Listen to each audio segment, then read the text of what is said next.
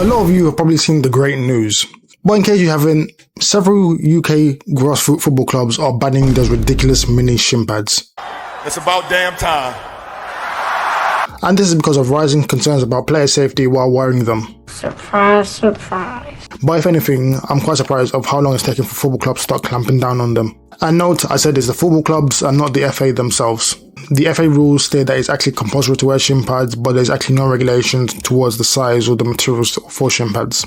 Now, these mini shin pads have become so popular for a variety of reasons, so here's one of them. And probably one of the biggest reasons is why, because these brands sometimes get pro players to endorse them. So if people see the pros are wearing them, younger, more impressionable people are gonna follow suit and do the same.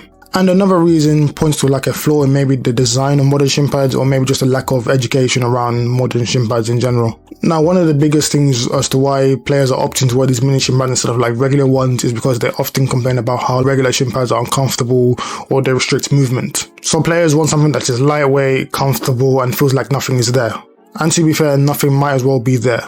Using those mini shin pads as your normal shin pads is like using a cheese string as a seatbelt or using a cracker as a riot shield. You're better off using 2 Popeyes biscuits as your shin pads instead.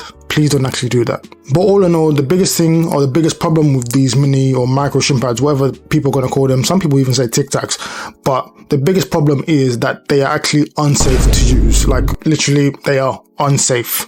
And I know they're unsafe because they don't have a CE mark on them.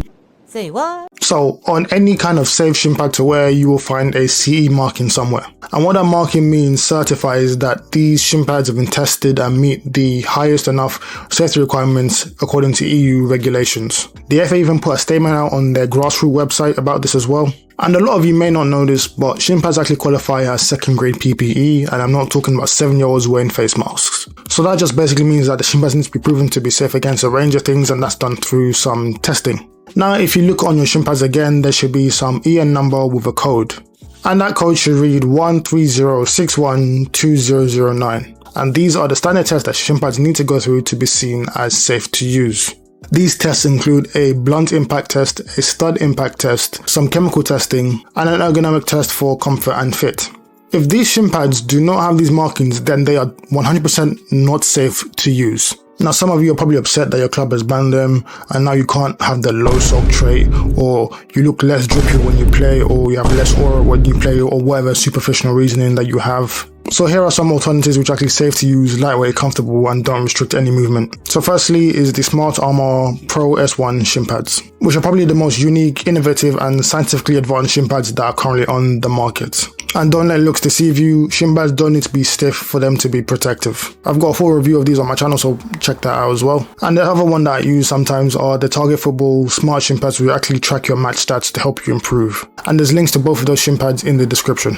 Both of them are a bit on the pricier side, but in my opinion, they're very well worth the money. There are other alternatives out there, but the main characteristics that you need to look for with shin pads is, number 1, they have those CE markings. Number 2, they're breathable. 3, lightweight. Number 4, they're anatomical. And 5, they don't have any extra strapping as well. And a good example of this would be the Mitre Aircell.